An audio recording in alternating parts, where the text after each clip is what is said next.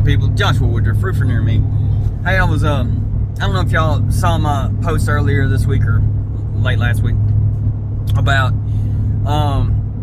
me hearing about AMC and GameStop going through the roof, and this feeling came over me that I was like, and then I thought it was going to drop, and people weren't going to make all the money they were hoping to. And for a second, I had this feeling come over me like, good, it didn't go up. But I was doing that for my selfish want because I didn't invest in time. And so I was like, good, I didn't miss out. But then I'm thinking, well, what about all those people that would have missed out had I got what I wanted? It was just because I would have missed out that I wanted everybody else to miss out almost. You know, it was weird. And so, of course, I caught it and was like, no, that's some nonsense. But in that, I saw how it could get away from you, right? How that feeling you could want other people to fail, or you could want something to fail so they wouldn't do better than you. And then I was talking to one of my guys today, Charles, and we were talking about that scenario. And then I went to my last appointment, and I was just playing this out in my head. I said, well, where could that go?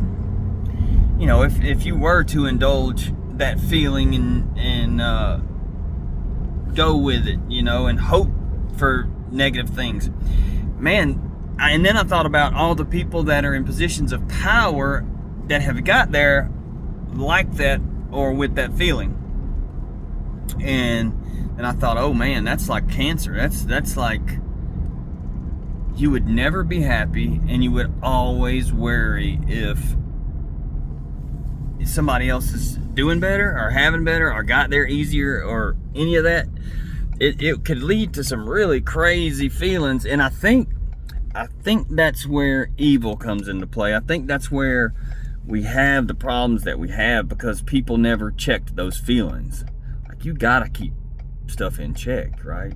And then Charles and I were talking about where do these ideas come from? Where do these feelings come from? And I've got my own ideas about that. You know, people say the devil whispers in your ear, and sure, you can get some ideas from the devil. But I also believe that frequencies carry information, and they are making 5G, 3G, 4G. So the higher that is, the more information it can carry, but over a short distance. And that's why they're going up everywhere, so they can carry that massive amount of information. But they can only carry it for a short distance, so they have to have towers everywhere.